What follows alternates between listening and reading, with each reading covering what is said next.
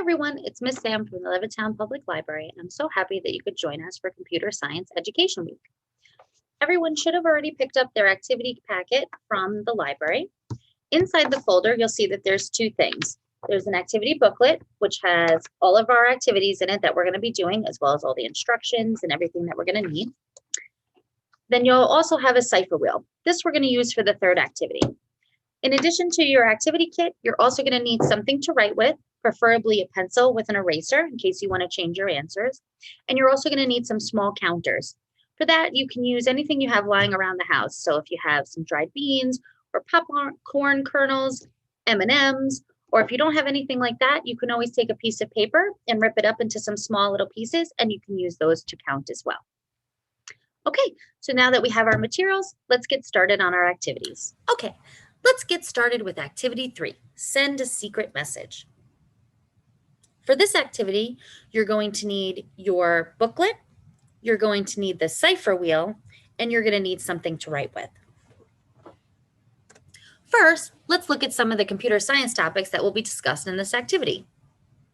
Encryption is a system to hide information in plain sight. So it's a way of making it so that nobody else can read the information that's in front of them. Decryption is a system to change the encrypted data back into a readable format. So it's kind of like decoding a secret message. Key is the secret data that's needed to decrypt an encrypted message. So that's the one little piece of information that helps us figure out how to read our secret code. And cipher, an algorithm for encrypting and decrypting messages. We're going to be using a cipher wheel to decrypt our messages today. First, I want you to make a list in your head of all the things that you typed into the computer this last week. Have you used any passwords to log into anything? Did you have to put any credit card numbers into your computer if you were buying something? Have you worked on some things for school? Think about how many of those things you would have preferred to keep private.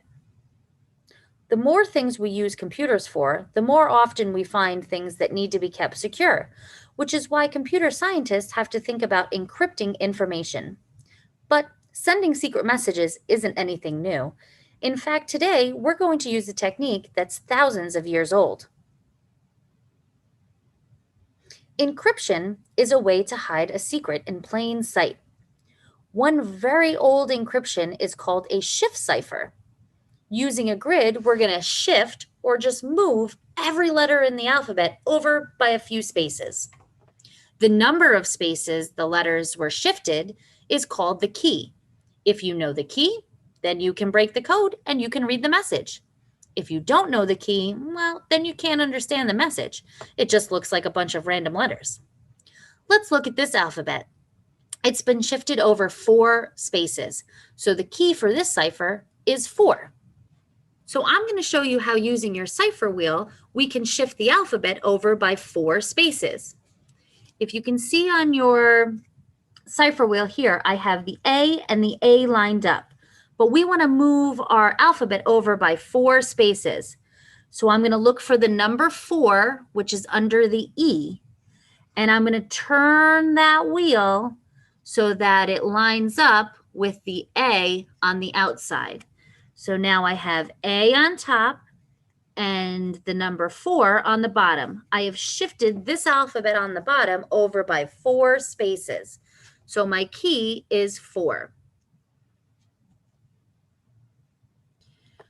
Okay, so now that we have our key and we've moved our cipher wheel to the number 4, we're now going to read from the inside out. That's how we're going to find our letters. So here on the bottom is our encrypted message. We need to figure out what those letters mean to find out what the secret message is. So if I look for C on the inside circle, I'm going to see on the outside, it's the letter Y. So the letter Y is the real letter that we're looking for. Next, I'm going to look for the letter S. So I look for the letter S on the inside circle, and then on the outside, I see that it's really supposed to be the letter O. And I'm going to keep doing that for all of the letters. So let's do this first one together. So they've already done Y for us. So we have Y, We look for Y on the inside circle, which means the outside letter tells us the real letter, which is the U. Then we have a space. So now we're going to look for the letter J. So the letter J on the inside really means the letter F. So we're going to put the letter F. Now our next letter looks like the letter S. So on the inside circle, it's S, but on the outside circle, it's really a letter O. Next, we have the letter Y, which when we look on the outside is really the letter U. Then we're going to go to the next letter, which is R. And we see that we really need the letter N. Then we're going to look for the letter H, and we see that it's really supposed to be the letter D. Then we have a space. Now let's look for the letter Q on the inside, and on the outside it tells us that it's supposed to be M. Next, we're going to look for the letter C on the inside, and on the outside, it's really the letter Y. Then we have another space. Now we're going to look for the letter W, and on the outside circle, it's going to tell us that it really should be the letter S. Then we're going to look for the letter I, and we see that it should really be the letter E. Then we're going to look for the letter G, and we see it really should be the letter C. Then we're going to look for the letter V, but it should really be the letter R. Then we're going to look for the letter I again, and on the outside circle, you'll see it's really supposed to be an E. And our last letter is an X, which when we look on the outside circle, it shows us that it really should be the letter T. So you can see that our decrypted message now says, "You found my secret." We solved the secret message. Now let's try it using a different key. Here are some secret messages, and you're going to see if you can decode them. The first one is already done for you. So remember, first we have to look at our key. How many letters do we need to shift our cipher wheel over? So for this first one, you see that our key is the number 6. So if we go to our cipher wheel, like I have here, I'm going to move this inside circle over 6 spaces. So now we're going to try the next ones using a different key. So here are the different messages that you're going to try to decode. They've already done the first one for you, but let's use it as an example. So you can see here that the key is the number 6. So the very first thing we have to do is we have to move our alphabet over 6 spaces. So just like on your cipher wheel, you're going to take it and move it over 6 spaces.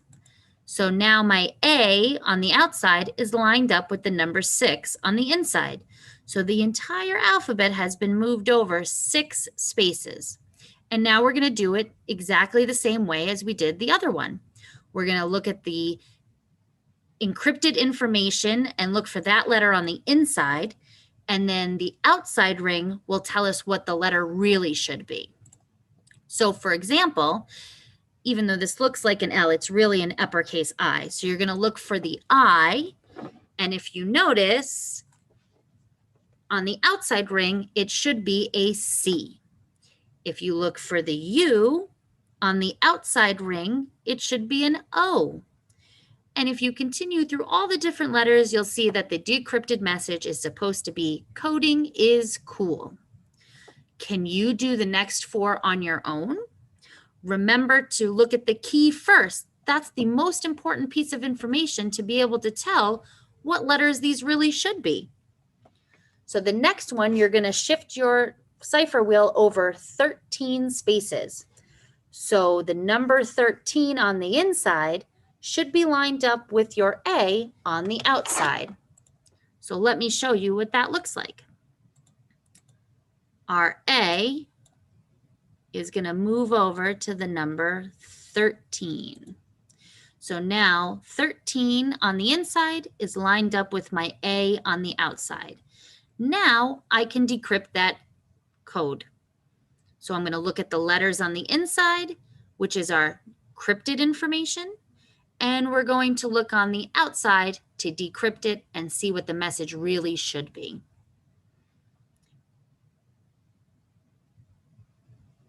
Some things to think about while you're working on this activity. Why do you think it's important to encrypt information? How could you keep your key secret? That number for the key allows people to be able to decrypt your information. So it's very important to keep that a secret as well. Can you create your own secret messages using the cipher wheel? You can share your secret messages with family or friends, but make sure you don't forget to include the key or else they won't be able to decrypt your message. We would love to see what messages you've created. You can send us your secret messages and we can try to decrypt it. But make sure, again, you don't forget to include the key. You can share with us by emailing them to childrens@levittownpl.org. I hope you've enjoyed our activities for Computer Science Education Week, and we hope to see you soon.